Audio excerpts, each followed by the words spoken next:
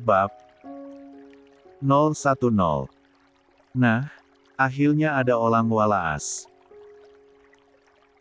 Nenek keliput, lihat Momi Laka. Tarnya anak itu antusias, tanpa sedikit pun rasa takut. 6. 144. N mengerutkan keningnya dalam-dalam. La mencoba mencerna panggilan yang baru saja disematkan padanya. Nenek keliput. Kerutan di wajahnya semakin nyata saat ia mencoba memahami bahasa Rakael. Momi kamu? Tanya N, memastikan ia tidak salah dengar. Ya. My mommy. My mommy is beautiful. Nono yang keliput, ucap anak itu dengan semangat berapi-api, tangannya membuat gerakan menolak ke arah wajah N, menegaskan bahwa ibunya tidak memiliki kerutan seperti wanita di hadapannya.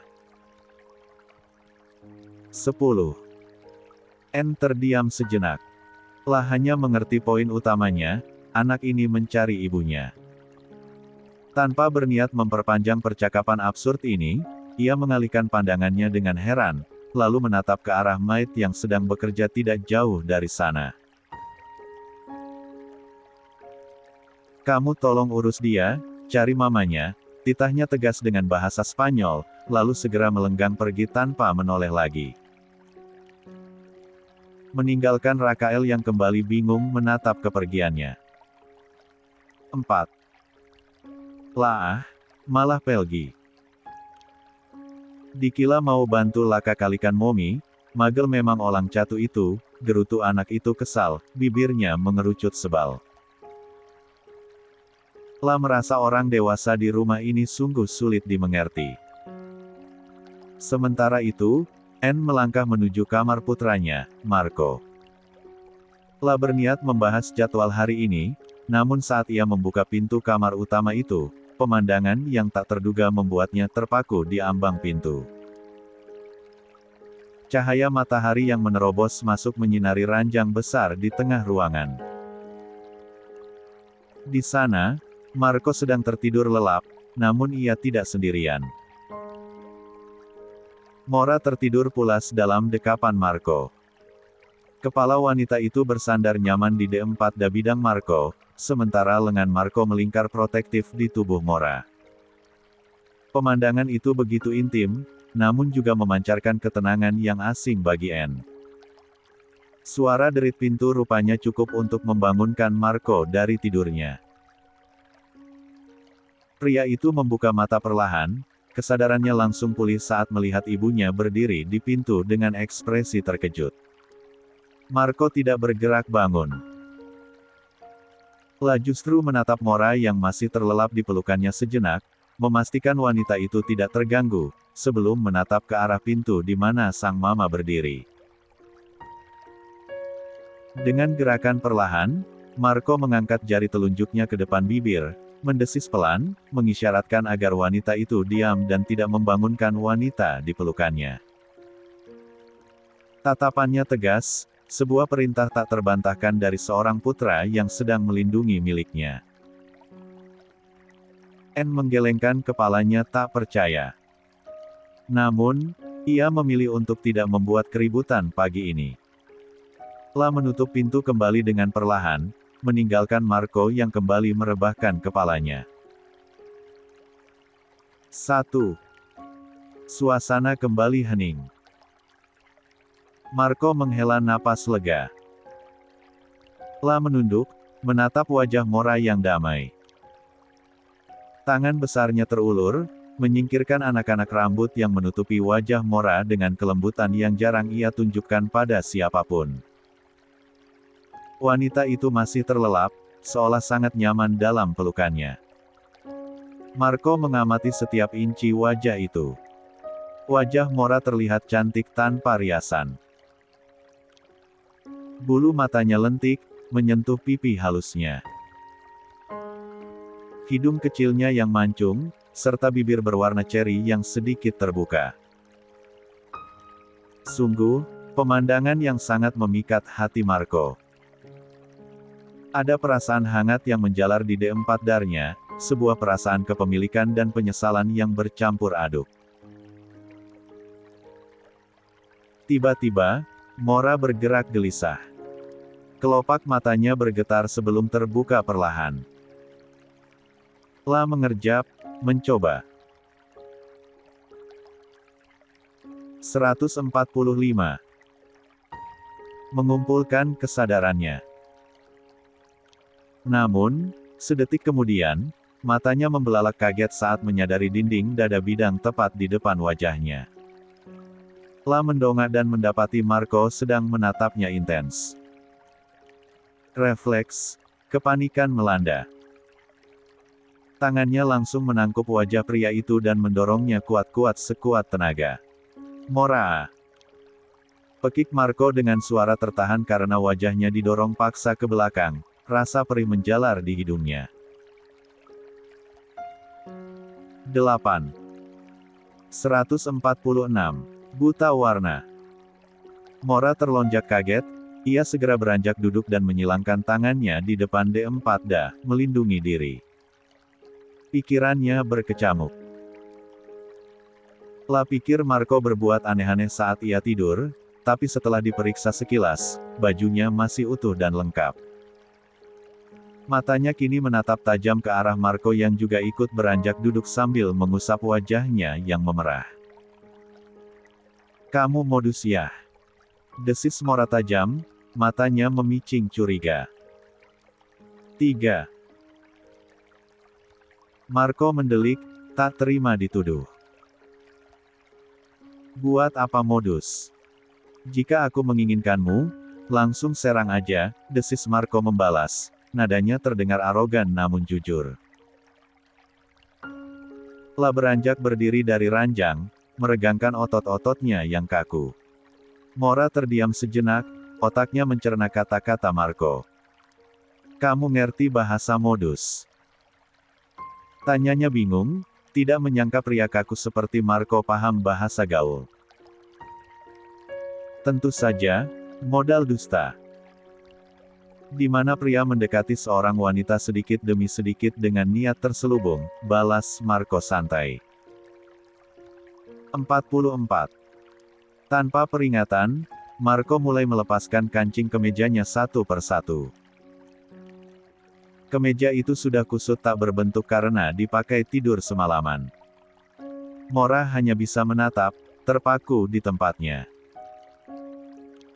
Ketika kemeja itu diturunkan dan dilempar ke keranjang cucian, tercetak jelas punggung lebar dan otot-otot punggung pria itu yang kokoh. Ada bekas luka samar yang justru menambah kesan maskulin. Kembalilah ke kamar anak-anak, aku akan menyusul. Ucap Marco tanpa menoleh, berjalan menuju kamar mandi. Namun, langkahnya terhenti saat menyadari dari pantulan cermin bahwa Mora masih diam mematung di atas ranjang. La berbalik setengah badan. Ayo, kamu mau tunggu aku apa-apakan? Tanya Marco dengan senyum miring yang menggoda. Wajah Mora memerah padam. La buru-buru turun dari ranjang, namun matanya menangkap sesuatu di nakas. Ini obat apa? Tanya Mora, menunjuk ke arah botol obat kecil di samping lampu tidur. Ekspresi Marco berubah sekilas. Obat herbal, letakkan saja. Aku mandi dulu, tubuhku tidak nyaman, ucap Marco singkat, enggan menjelaskan lebih lanjut. La pun menghilang di balik pintu kamar mandi, meninggalkan Mora yang berdiri terpaku. Mora meraih botol itu, menimbangnya sejenak, lalu memilih membawanya keluar. Pikirannya penuh tanda tanya, tapi prioritasnya sekarang adalah kembali ke kamar anak-anaknya sebelum mereka bangun dan mencarinya. 1. Waktu berlalu hingga siang hari. Marco menepati janjinya untuk memberikan kejutan bagi anak-anak. La telah meminta pekerja untuk mengecat ulang kamar si kembar. Marco ingat Mora pernah berkata bahwa Rakael menyukai alam, seperti hutan. Maka, Marco memerintahkan agar kamar itu diubah menjadi nuansa hutan dengan dominasi warna hijau tua yang elegan dan menenangkan. Tak lama kemudian, Mora datang bersama Rakael dan Fier untuk melihat progres kamar tersebut. Pintu dibuka lebar, memperlihatkan transformasi ruangan yang luar biasa. Dinding-dindingnya kini berwarna emerald gelap, dengan lukisan pepohonan samar yang artistik. 147. Wajah Rakael seketika berbinar terang. Matanya membulat sempurna, menatap sekeliling dengan heboh. La berlari masuk, meraba dinding yang baru saja kering. Nah ini bilunya Kleen, ndak kayak kemalen bilu kadaluarka. Seru Rakael lantang, melompat-lompat kegirangan. Marco yang berdiri di sana dengan bangga, tiba-tiba mengerutkan keningnya dalam. Senyumnya luntur perlahan. Raka, ini hijau tua, protes Marco, mencoba mengoreksi. Bukan biru. Lia ini biru. Raka suka. Balas Mora cepat, tangannya terulur mengelus kepala putranya dengan sayang, seolah memberi kode pada Marco untuk diam. Cuka kali. Kemalen bilunya kadaluarka, jelek, seru Rakael lagi dengan semangat yang meluap-luap, tidak peduli dengan koreksi ayahnya. D. Marco menatap Mora dengan pandangan menuntut penjelasan. Bagaimana mungkin putranya menyebut warna hijau tua yang jelas ini sebagai biru? Dan apa maksudnya, biru kadaluarsa? 1D.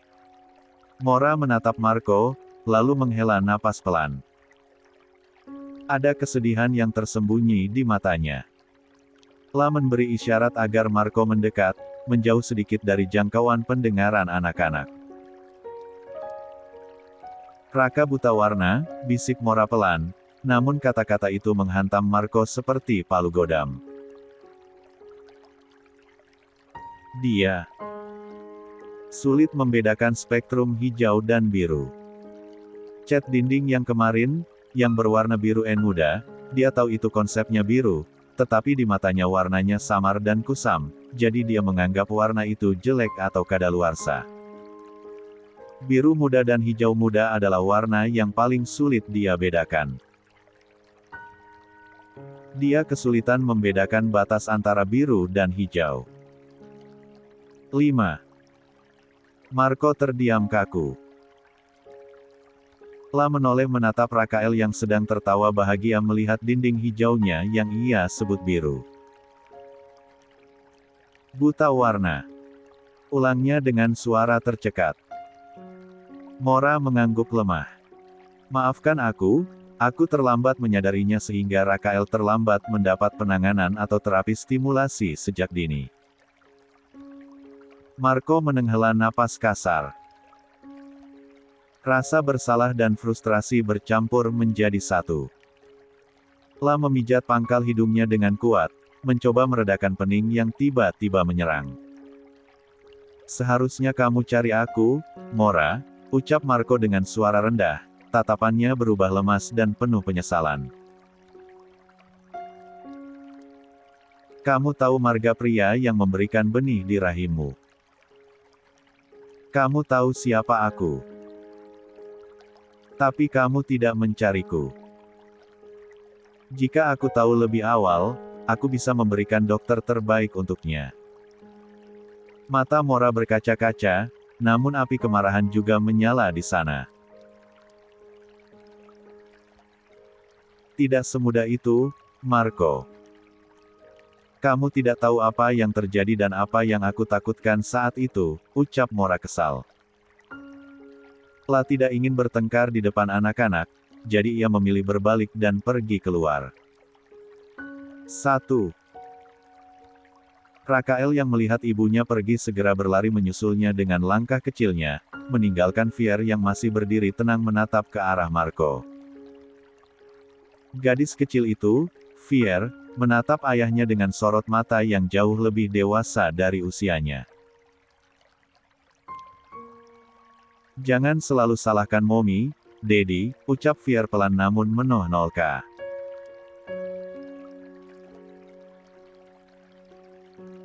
"148. Marco menunduk, menatap putri kecilnya. Rasa bersalah semakin menumpuk di D4 danya. La berjongkok, menyamakan tingginya dengan Fier. Marco mengangguk, tersenyum getir. "Sorry, baby girl. Daddy salah. Daddy akan minta maaf pada momimu," ucap Marco lembut, mengusap puncak kepala Fier. La pun menggandeng tangan mungil Fier, membawa putrinya menemui Mora di balkon. Terlihat wanita itu berdiri membelakangi mereka, menatap hamparan taman luas di bawah sana sambil menggendong Rakael. Anak laki-laki itu tampak penasaran menunjuk-nunjuk hutan belantara di hadapannya, mengoceh tentang pohon dan burung. Marco berdiri di belakang Mora. Tanpa kata, ia mengulurkan tangannya, meminta Rakael. Mora menoleh, ragu sejenak, namun akhirnya menyerahkan Rakael karena lengannya juga sudah terasa pegal. Marco menggendong putranya dengan satu tangan, sementara tangan lainnya merangkul bahu Fier. "Aku minta maaf soal tadi," suara Marco memecah keheningan, nadanya terdengar tulus dan tenang. "Besok kita bawa Rakael terapi. Aku tidak tahu akan sembuh total apa tidak, tapi kita konsultasikan dulu saja dengan spesialis mata terbaik. Apapun yang dibutuhkan Rakael, aku akan usahakan." 3. Mora mengangguk pelan, emosinya mulai mereda melihat kesungguhan Marco. "Terima kasih," bisiknya. Tatapan Mora kemudian beralih menatap Fier. Gadis kecil itu terlihat sedang memperhatikan sesuatu di kejauhan, melampaui pagar tembok tinggi yang mengelilingi mansion mewah ini. Ekspresinya sulit ditebak. Mora mendekati putrinya, menyentuh bahu kecil itu dengan heran. "1. Ada apa, sayang?" tanya Mora lembut. Fier menggeleng pelan, lalu mendongak menatap Marco dengan mata bulatnya yang jernih. "Daddy," panggilnya. "Ya sayang," balas Marco, menatap putrinya dengan penuh perhatian. Pertanyaan yang keluar dari bibir mungil Fier selanjutnya membuat senyum di wajah Marco dan Mora membeku seketika, menyisakan keheningan yang menyakitkan di antara mereka. "Kalau Daddy dan Mommy menikah, apa kita bisa keluar dari rumah ini?" 6. Pertanyaan polos itu menyiratkan betapa anak sekecil Fier pun merasakan bahwa kemewahan rumah ini tak lebih dari sekadar sangkar emas yang mengurung kebebasan mereka. 6. 149. Sold out. Matahari pagi di langit Spanyol bersinar cerah, seolah merestui rencana kecil keluarga itu hari ini. Di dalam walk-in closet yang luas, Marco berdiri di depan cermin besar. Pria itu tampak gagah dengan kemeja abu-abu pas badan yang lengan panjangnya digulung hingga siku, menampilkan kesan santai namun tetap berwibawa. La memadukannya dengan rompi vest senada dan celana bahan berwarna gelap. Tidak ada dasi hari ini, Marco ingin melepaskan citra kaku seorang CEO dan menggantinya dengan sosok seorang ayah. La merapikan rambutnya sejenak, lalu tersenyum tipis melihat pantulan dirinya. Ada cahaya hidup di matanya yang selama bertahun-tahun ini redup. Sejak kehadiran Mora dan si kembar, Marco merasa hidupnya yang monokrom perlahan terisi dengan warna-warna baru, meski kadang warnanya terlalu keos karena ulah Rakael. 3. Setelah siap, Marco melangkah keluar menuju ruang tengah. Di sana, 3 orang yang kini menjadi pusat dunianya sudah menunggu. Mora tampak anggun dalam kesederhanaannya, mengenakan dress selutut berwarna peach lembut yang membuatnya terlihat segar. Rambut panjangnya dibiarkan tergerai indah. Di sampingnya, Fier berdiri tenang dengan gaun kecilnya, sementara Rakael sedang sibuk melompat-lompat kecil dengan setelan kemeja mini yang membuatnya terlihat seperti versi chibi dari Marco.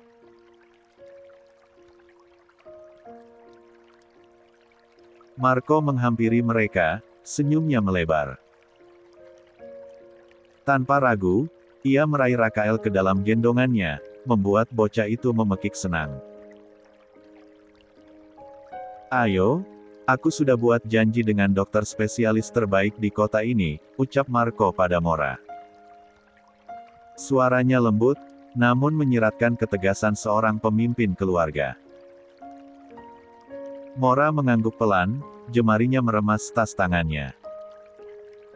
Ada gurat kecemasan di wajah cantiknya, namun ia berusaha menutupinya dengan senyuman.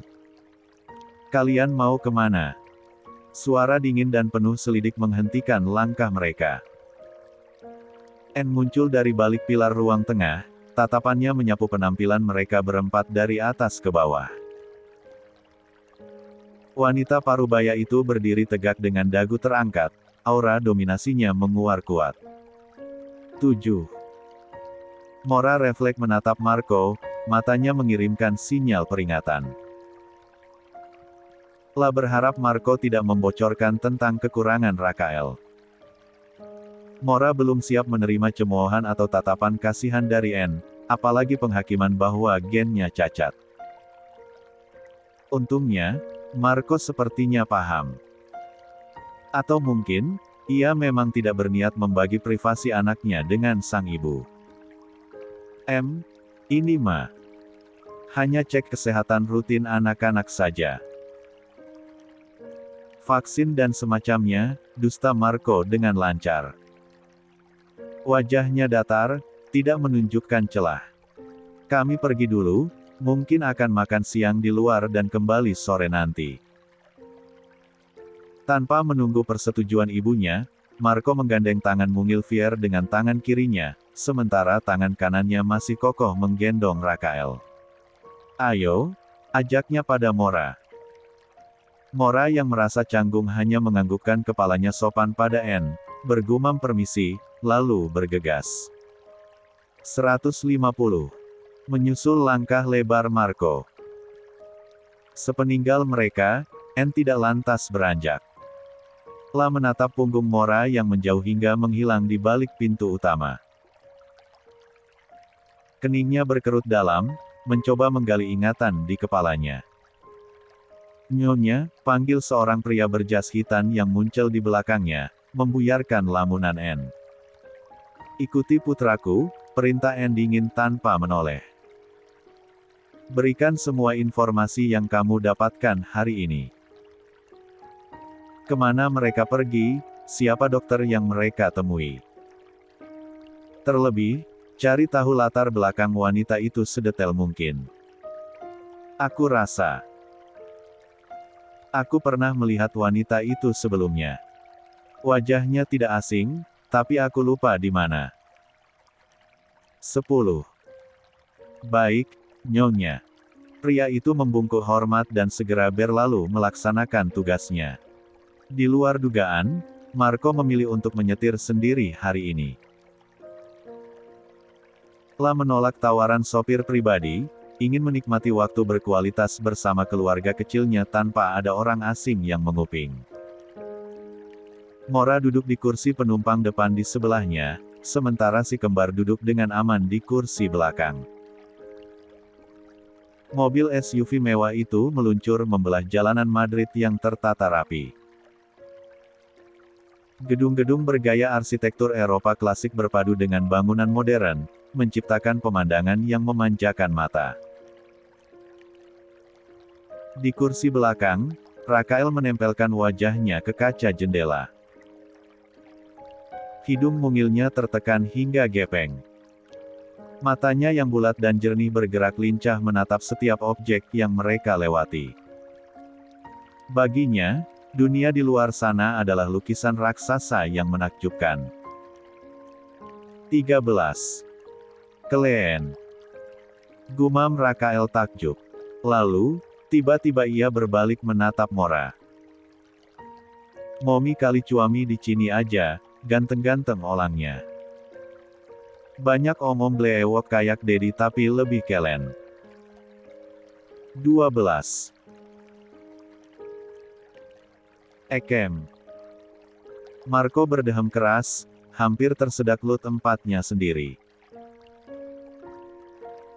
La melirik lewat spion tengah, memberi isyarat agar putranya sadar siapa yang sedang menyetir di depannya ini. 2. Rakael menoleh sekilas ke arah Marco, lalu kembali menatap jalanan.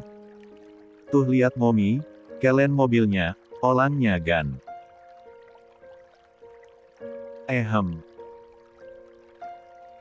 Teriak Marco kembali, kali ini lebih keras dan panjang.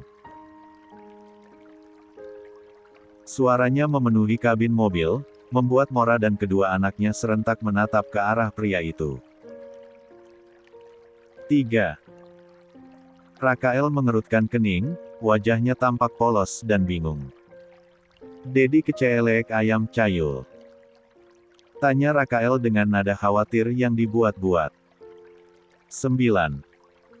Marco menghela napas kasar, memijat pelipisnya sekilas. Momi udah sold out, udah gak bisa diambil orang. Gak usah cari suami lagi, letus Marco. Nadanya terdengar posesif sekaligus kesal. 2. Mata Rakael membulat sempurna mendengar istilah asing itu. La melepaskan sabuk pengamannya sebentar, lalu berdiri di tengah celah kursi depan, memajukan wajahnya hingga dekat sekali dengan wajah Mora.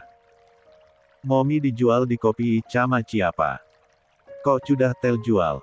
Ih laka mau dijual juga. Seru anak itu semangat, mengira ibunya adalah barang dagangan di toko online yang sering ia lihat di tablet. 10. Marco menembelalakan matanya, hampir saja ia menginjak rem mendadak. La menoleh menatap Mora yang kini sedang membekap mulutnya sendiri, bahunya terguncang menahan tawa yang hampir meledak. 151. Astaga. Dari sekian banyak keseruan masa kanak-kanak, kenapa dia suka sekali dijual? Aiko beri aku jawaban yang masuk logika. Kenapa nih anak suka dijual?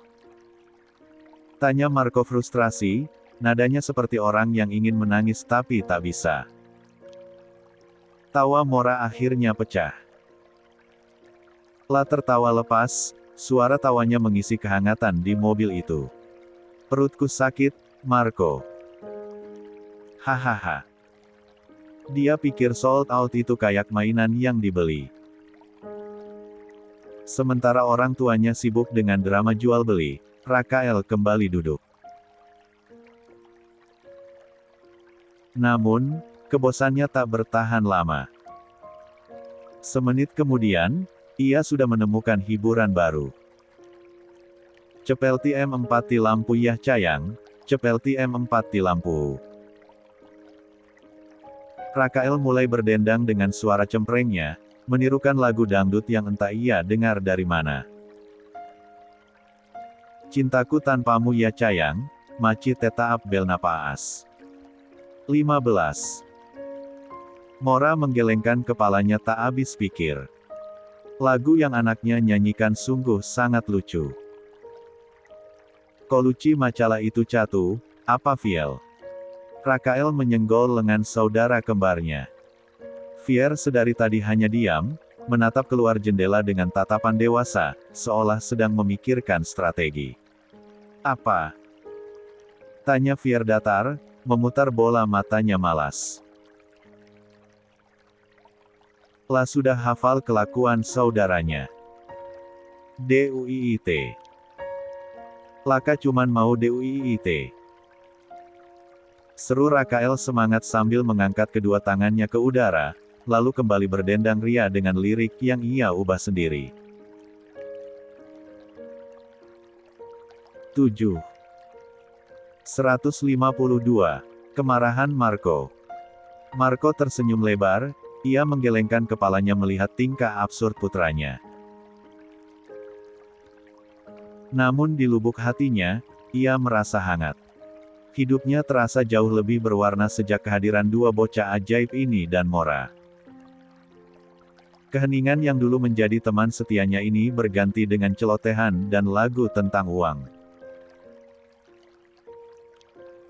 Teringat pertanyaan Fier kemarin tentang pernikahan, Marco melirik Mora. Lah sadar ia belum bisa memberikan jawaban pasti pada putrinya. Namun, rasa penasaran itu menggelitiknya. "Apa kamu punya pacar?" tanya Marco tiba-tiba, suaranya sedikit canggung. Lah berusaha fokus menyetir, tapi ekor matanya terus mencuri pandang ke wanita cantik di sebelahnya. 2. Mora melunturkan senyum sisa tawanya tadi. Lah menatap Marco, lalu menggeleng pelan. "Enggak ada.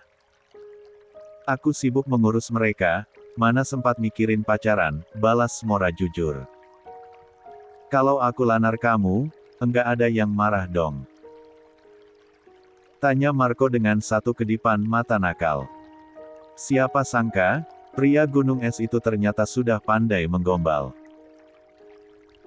"Aku yang marah," balas Mora cepat dan tegas. Jawaban itu sukses membuat senyuman Marco luntur seketika. Lah terdiam, sedikit terkejut dengan penolakan langsung itu. Mora menatap lekat wajah samping Marco, tatapannya melembut namun serius. "Kita menikah hanya karena anak, Marco. Itu premis awalnya, kan?" Mora memulai penjelasannya dengan suara tenang. "Jika suatu saat nanti kamu menemukan wanita yang benar-benar kamu cintai, pernikahan tanpa cinta kita hanya akan menambahkan luka baru di kehidupan anak-anak. Lebih baik kita berjalan masing-masing, dan memberi waktu cinta yang utuh untuk mereka." "Tapi..." Mora menjeda ucapannya, menatap jalanan di depan. "Jika kita memang berjodoh, perasaan cinta itu akan muncul dengan sendirinya, tanpa perlu dipaksa oleh status pernikahan demi anak." Penjelasan Mora membuat Marco terdiam 1000 bahasa. Kata-kata wanita itu menohok logikanya. Mora benar.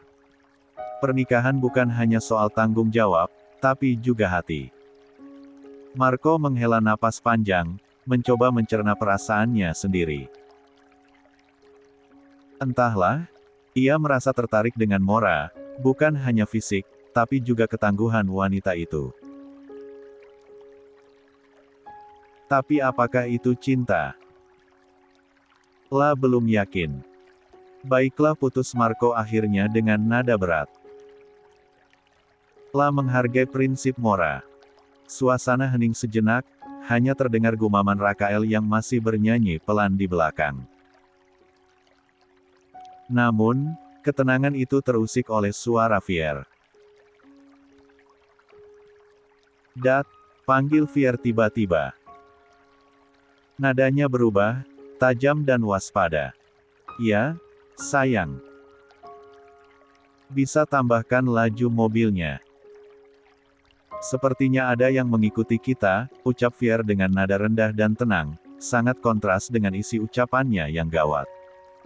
5. Marco tersentak. Refleks, ia langsung menatap spion tengah dan samping. Matanya menyipit, fokus pada barisan kendaraan di belakang. Benar saja, sebuah sedan hitam terlihat konsisten menjaga jarak yang sama sejak beberapa 153 blok lalu. Mobil itu ngekolin dari rumah, celetuk Rakael santai sambil memainkan mobil-mobilan di tangannya, menjalankannya di atas paha Fier seolah tak terjadi apa-apa. Wajahnya tenang, bibirnya mengerucut lucu. Namun, matanya yang tajam seolah tetap mengawasi situasi. 10. Jantung Mora berdegup kencang. Marco. Lirihnya panik. Trauma masa lalu membuatnya selalu waspada terhadap ancaman. Pasangkan sabuk pengaman untuk anak-anak, pastikan kencang, titah Marco. Suaranya berubah dingin dan serius, mode protektifnya aktif sepenuhnya.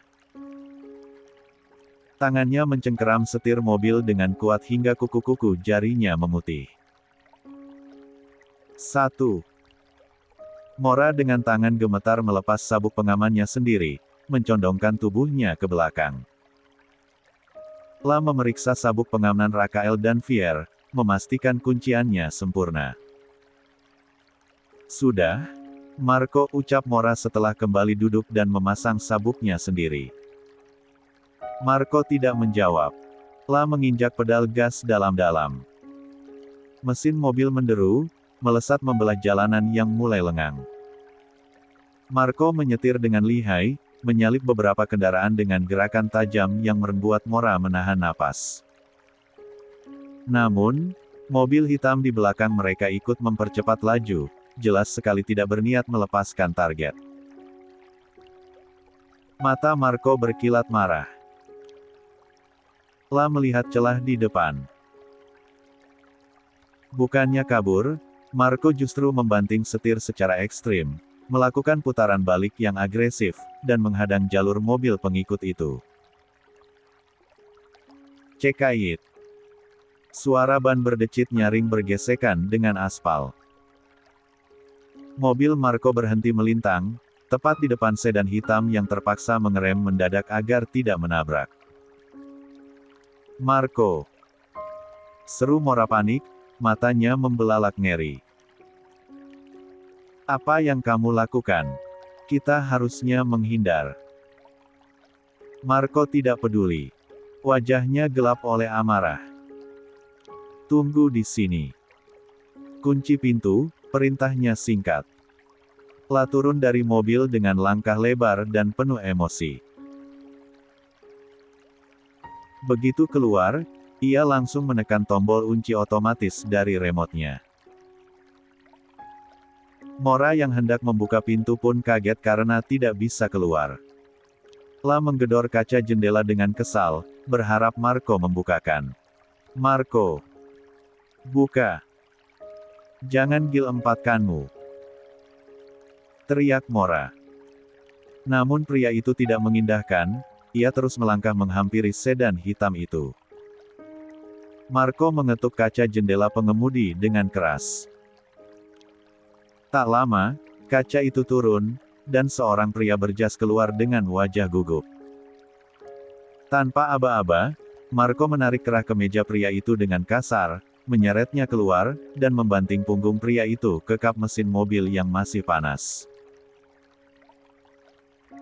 Siapa yang memintamu? Tanya Marco dengan suara rendah namun tajam, seperti geraman singa yang siap menerkam.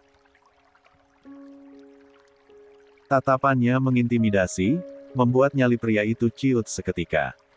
154. Nyonya, Tuan. Nyonya N. Jawab pria itu terbata-bata, mengangkat kedua tangannya tanda menyerah. Nyonya minta saya mengawal Anda, 2. Rahang Melarko mengeras, ibunya lagi. Selalu ibunya. Rasa kesal menjalar di D4 danya. La melepaskan cengkeramannya pada pria itu dengan kasar, lalu merogoh saku celananya, mengambil ponsel dan menghubungi sang mama. Sambungan terhubung. Ma, ucap Marco dingin sebelum ibunya sempat menyapa. Aku tahu mama mengirim orang. Tarik dia sekarang. Aku hanya ke rumah sakit untuk cek kesehatan anak-anak. Tidak perlu pakai pengawalan berlebihan seperti aku ini presiden. Tanpa menunggu jawaban ibunya, Marco memutus sambungan telepon sepihak. La kembali menatap pria yang masih gemetar di kap mobil. Pergi, jangan ikuti saya lagi. Bilang pada mama, aku bisa menjaga keluargaku sendiri, titahnya tegas. Pria itu mengangguk cepat, buru-buru masuk kembali ke mobilnya dan memutar balik. Marco menghela napas kasar, mencoba menetralkan emosinya sebelum kembali ke mobil. La tidak ingin anak-anak melihat sisi gelapnya. Saat ia masuk kembali ke kursi kemudi, ia melihat wajah pucat Mora. Marco kembali memakai sabuk pengamannya dan mulai melajukan mobilnya dengan kecepatan normal. Mama selalu khawatir berlebihan, ucap Marco pelan.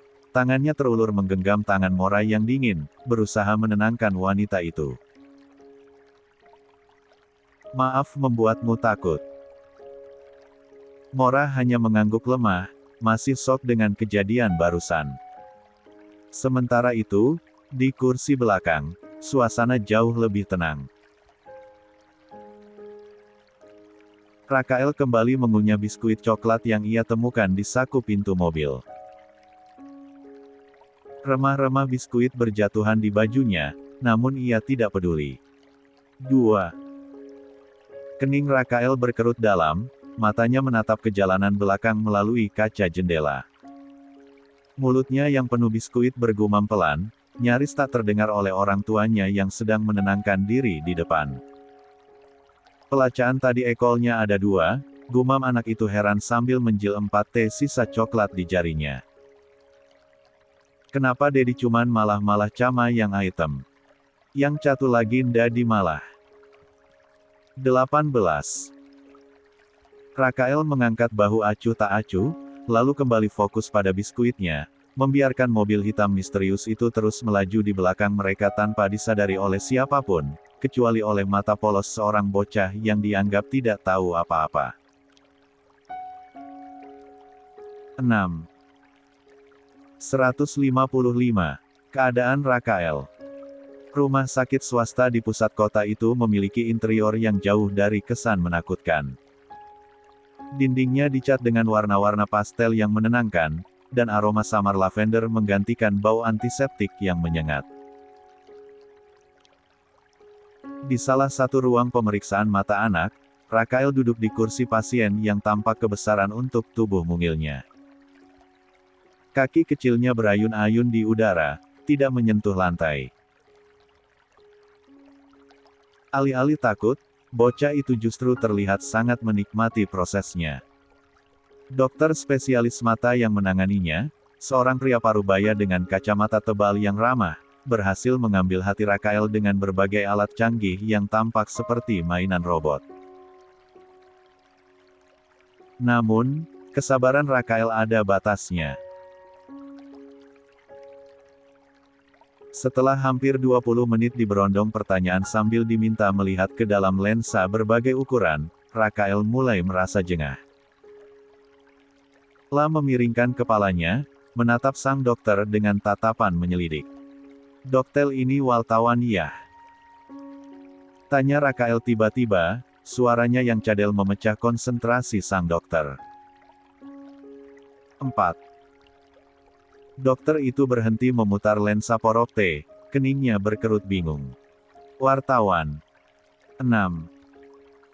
Rakael mengangguk mantap, wajahnya serius seolah sedang mengungkap konspirasi besar. Lia? Banyak kali Bel tanya. Tanyain ini warna apa, itu warna apa, ini huruf apa. Campe bingung bibil ini bikala apa. Dokter nda liat. Bibil laka cudah cemacam tel cengat ubul-ubul. Duel, kenapa nda Bel tanya laka mau makan daa. Gitu kan celuh seru anak itu sambil memajukan bibirnya ke depan, meniru bentuk bibir yang bengkak, istilah pribadinya untuk bibir yang lelah berbicara. 1. Dokter itu mengerjapkan matanya, mencoba mencerna analogi, bibir tersengat ubur-ubur, yang baru saja ia dengar. Lah menatap ke arah Marco dan Mora dengan pandangan bertanya, mencari terjemahan. 4. Marco berdehem pelan, menahan senyum geli sekaligus rasa canggung. Dengan bahasa Spanyol yang fasih, ia menjelaskan, "Maaf, dokter. Putra saya merasa bibirnya lelah karena terlalu banyak menjawab pertanyaan Anda." Dia bilang bibirnya sampai besar seperti tersengat ubur-ubur. "Raka," tegur Mora pelan, menyentuh bahu putranya. "Raka, sopan sedikit sama Pak Dokter." Beliau sedang memeriksa mata Raka biar Raka bisa lihat hutan dengan jelas.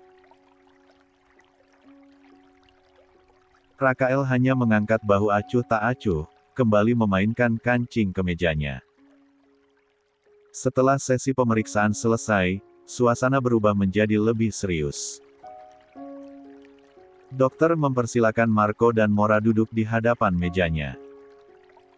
Pria itu membolak-balik hasil tes Rakael, menulis beberapa catatan kecil dengan pena peraknya.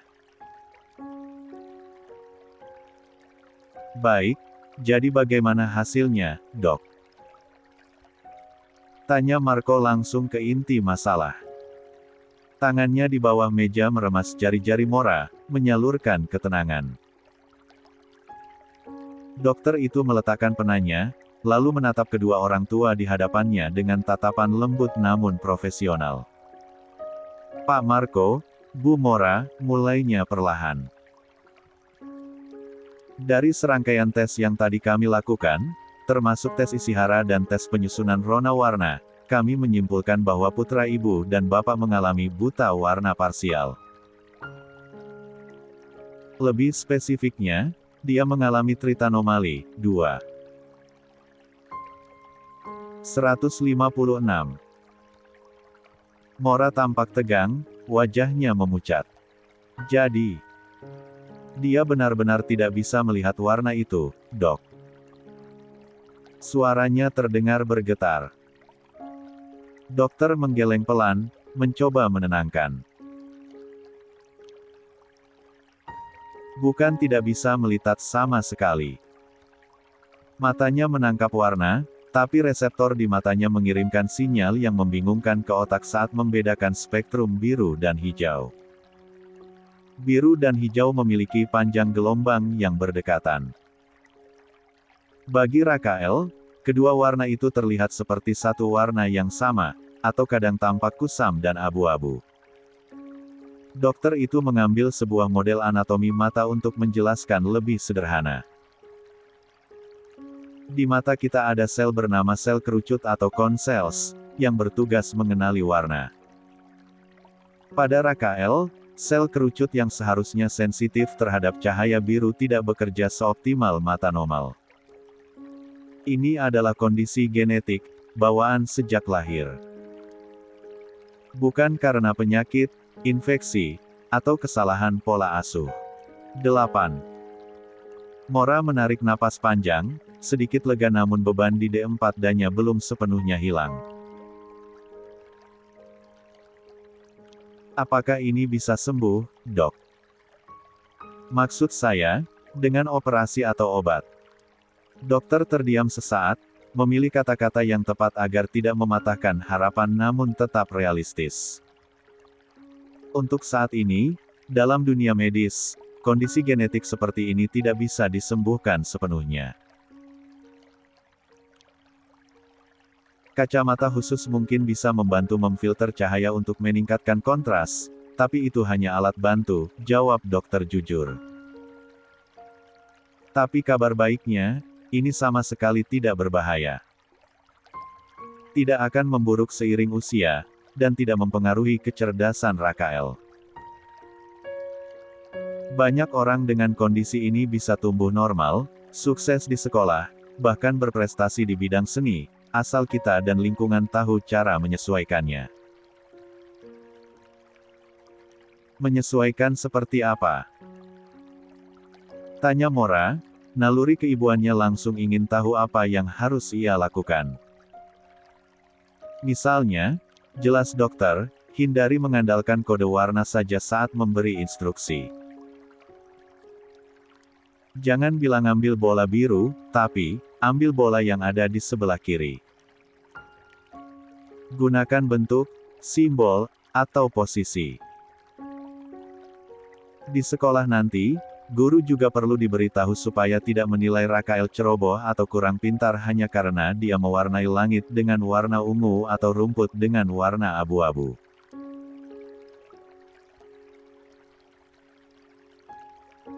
Dokter menatap Mora penuh empati. Yang paling penting, Bu, jangan membuat anak merasa dia berbeda atau rusak. Dia hanya melihat dunia dengan cara yang sedikit berbeda. Dia unik. Penjelasan dokter itu membuat Mora terdiam. Rasa bersalah perlahan merayap di hatinya. La tidak tahu mengapa putranya harus mendapatkan keistimewaan yang menyulitkan ini. Pikirannya melayang jauh, mempertanyakan segala kemungkinan. 2. Selesai perbincangan panjang dan penebusan vitamin mata, Marco memutuskan membawa mereka pulang. Sepanjang perjalanan menyusuri koridor rumah sakit yang panjang dan terang, Mora tenggelam dalam pikirannya sendiri. Langkah kakinya terasa berat. Marco, yang peka terhadap perubahan suasana hati Mora, menatap wanita itu sekilas.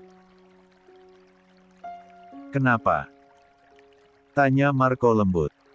Mora menghentikan langkahnya tepat di dekat sebuah lukisan abstrak di dinding koridor. La menatap pria di sampingnya dengan tatapan ragu dan takut. Apa di keluargamu ada yang mengalami hal yang sama seperti Rakael?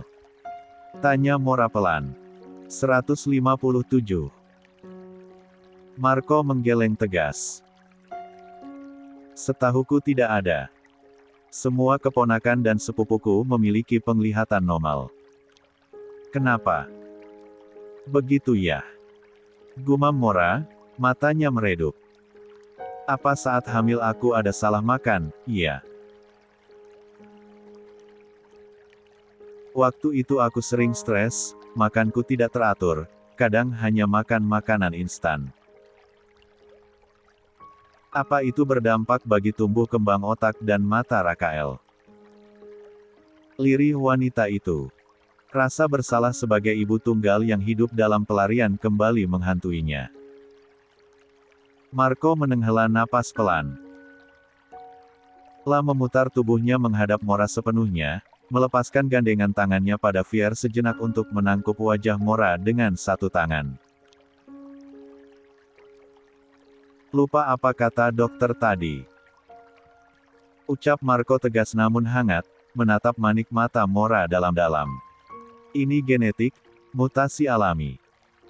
Bukan salahmu, Mora. Kamu sudah melakukan yang terbaik menjaga mereka sendirian selama ini. Rakael itu spesial. Dia memiliki kelebihan yang jarang orang lain miliki. Tenanglah, jangan khawatir. Kita akan hadapi ini sama-sama. Tangannya terulur mengelus lembut kepala wanita itu, memberikan rasa aman yang selama ini Mora cari. Di bawah, Rakael dan Fier saling pandang dengan bingung melihat adegan romantis dadakan itu. Rakael mendongak, menatap ayahnya dengan protes. 1. Nda dipeluk. Peluklah, kaciaan ikli olang, ucap Rakael lantang dengan mata membulat sempurna, menunjuk ibunya yang terlihat sedih. Dedi pelit kali, nda mau peluk Momi. 6. Marco melepaskan tangannya dari kepala Mora dan menghela napas panjang, menatap putranya yang selalu saja merusak suasana atau justru memperbaikinya dengan cara yang aneh. Istri Dedi, Suatu saat nanti. Cerewet sekali kamu, balas Marco gemas. Ayo, nanti dedikasikanmu sama dokter di sini buat disuntik kalau bawel terus, ancam Marco main-main, lalu membungkuk dan meraih anak itu dalam gendongannya. Marco sebentar ucap Mora tiba-tiba, menahan lengan Marco. Tatapannya terlihat gelisah. Aku ingin ke toilet sebentar. Kalian tunggu di lobi saja. Marco mengangguk pelan, tidak curiga sama sekali. Tentu saja. Silakan, jangan lama-lama. 2. Mora pun bergegas pergi, setengah berlari menuju arah papan petunjuk toilet.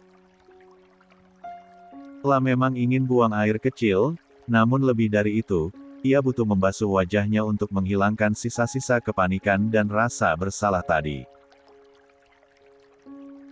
Namun, tanpa Mora sadari, sepasang mata tajam dari kejauhan telah memantaunya sejak mereka keluar dari ruang dokter. Sosok itu bergerak senyap, mengikuti langkah Mora menuju area yang lebih sepi. 158. Catherine. Toilet wanita di lantai eksekutif rumah sakit itu sepi. Lantainya marmer putih bersih, memantulkan cahaya lampu yang terang benderang. Mora berdiri di depan wastafel, memutar keran air. Suara gemericik air mengisi keheningan ruangan. Lah menangkupkan air dingin ke wajahnya, mencoba mendinginkan kepalanya yang terasa panas. Lah menatap pantulan dirinya di cermin.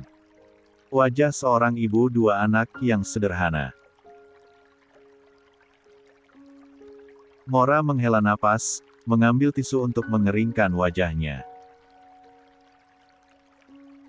Saat ia membuang tisu ke tempat sampah dan berbalik badan hendak keluar, langkahnya terhenti total.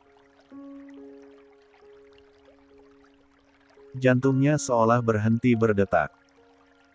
Seorang pria bertubuh tegap berdiri bersandar di pintu toilet yang tertutup.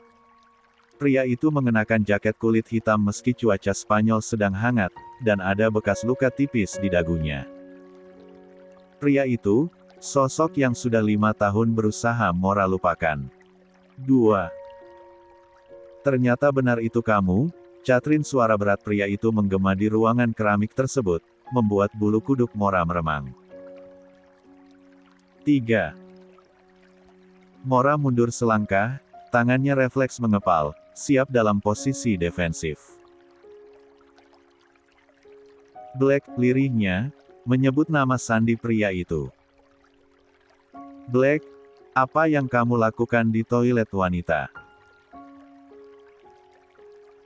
Desis Mora, mencoba menutupi rasa takutnya dengan keberanian yang dipaksakan. 1. Pria bernama Black itu menegakkan tubuhnya, melangkah mendekat perlahan. Senyum tipis yang tak sampai ke mata terukir di wajahnya. Long time no see, sister, ucapnya santai, seolah pertemuan mereka adalah reuni sekolah biasa, bukan pertemuan dua mantan kriminal. 4. Black berhenti 2 langkah di depan Mora. Lah menatap Mora dari ujung kepala hingga kaki, menilai perubahannya. Aku tak akan mengatakan keberadaanmu pada ketua, tenang saja. Aku bukan pengadu, ucapnya melihat sorot ketakutan di mata Mora. Aku hanya ingin tahu, di mana kamu selama 5 tahun ini. Menghilang tanpa jejak setelah kabur.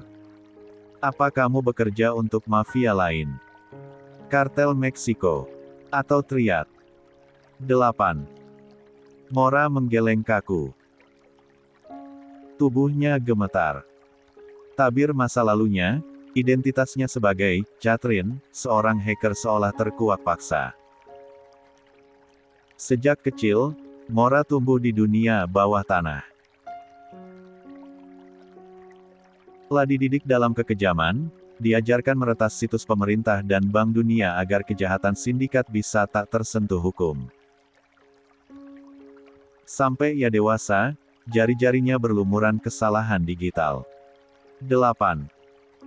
Hingga saat ia memutuskan untuk lari. La tidak ingin anak-anaknya mengenal dunia itu. Namun, keluar dari organisasi tidak semudah resign dari kantor. La dianggap pengkhianat, diburu untuk dibungkam agar rahasia organisasi tetap aman. Catherine, tegur Black lagi, sedikit lebih keras saat melihat Mora melamun. Jangan panggil aku dengan nama itu. Namaku Mora sekarang, ucap Mora dengan nada suara lirih namun tegas. Dan tolong, Black. Aku mohon. Jangan beritahukan keberadaanku pada siapapun, terutama organisasi. Black mengangguk pelan. Kamu pernah menolongku saat insiden di Berlin. Aku berhutang nyawa padamu. 159. Rahasiamu aman bersamaku. La menatap Mora lekat. Jadi, di mana kamu bersembunyi? Mora menghela napas pelan, menyadari ia harus memberikan sedikit informasi agar Black percaya. Black, aku telah menjadi ibu terangnya. Mata Black membulat sempurna. Ekspresi datarnya runtuh seketika. Kamu punya anak? Tanyanya tak percaya. Dengan siapa? Moses. 3. Mora menggeleng cepat. Bukan. Ayahnya dari kalangan biasa. Pria baik-baik, dusta Mora demi melindungi Marco. Saat ini aku punya kehidupan sendiri, Black. Kehidupan yang normal, tanpa pertumpahan D4 rah, tanpa kode biner perusak, dan tanpa kecurangan. Aku nyaman menjadi orang biasa, mengurus anak-anak, tanpa harus melibatkan nyawa yang tidak bersalah.